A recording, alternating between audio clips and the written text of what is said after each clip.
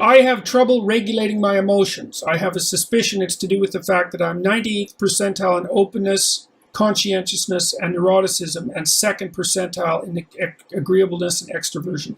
Any tips on dealing with that? Yeah, well, if you're really high in openness and you're really high in neuroticism, that can be a rough combination. The conscientiousness should actually help with that, although it might make you a bit perfectionistic. The problem with being high in openness, which is creativity and interest in ideas, and high in neuroticism, which is tendency towards anxiety and emotional pain, is that like open people like to break open boxes, conceptual boxes, and see what's inside, like Pandora's box. But people who are high in neuroticism are more likely to respond negatively to complexity and uncertainty. And if you're an open person and you're always thinking up new things, you tend to saw off the branch that you're sitting on a regular basis. And that can be pretty destabilizing. Any tips on dealing with that? Well, I would repeat what I said earlier. I think that one of the things that you do if you're high in anxiety is to stabilize your sleep-wake cycles. So get up at the same time, go to bed at the same time, and eat at the same time. Make sure that you eat breakfast, and a big breakfast too, that's heavy on fat and protein. Because if you're hungry and then you stress yourself, especially if you're high in neuroticism, you destabilize your insulin production system, and it won't restabilize till you go to sleep again. So I would say like two things. One is have a big breakfast, and then also if you're feeling particularly anxious, try eating something, not carbohydrates, and see if that helps, because you might be somewhat permanently dysregulated in your stress-related insulin production. That would be worth trying.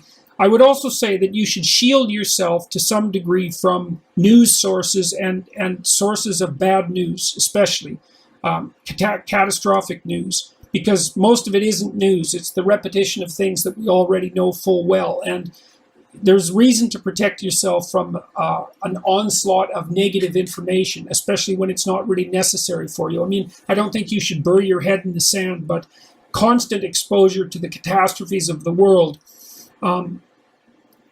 especially when there's nothing that you can do about those catastrophes, even hypothetically, is something that can really destabilize people. I often tell people in my clinical practice, which isn't operating right now, by the way, to shield themselves from news reports, because it's just too much. If you're depressed and anxious, it's just not something that you need. It's not helpful to you.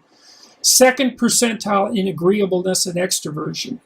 Well, you know, one of the things that you can do if you're that low in agreeableness, that shouldn't dysregulate your emotions, but it might interfere with your relationships with other people, you know, because you might be a little bit harder to, you might take other people's feelings into consideration less than might be good for you. One of the things that people who are low in agreeableness can do is to try to think of things they could do for other people and make that a practice.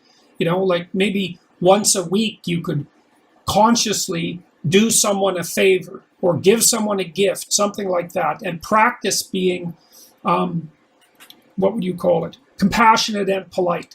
You know, that'll expand your personality rather than transforming it. So then maybe you could have the advantages of being disagreeable, which means you're tough-minded and skeptical and competitive, and those can all be really good things. But it would be nice to be able to leaven that a little bit with the ability to take other people's perspectives a bit more and to take them into account.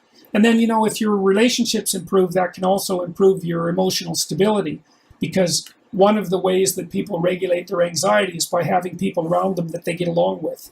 Because, you know, if you upset people, then they upset you, and especially if you're high in neuroticism, and that can increase your anxiety and your pain. So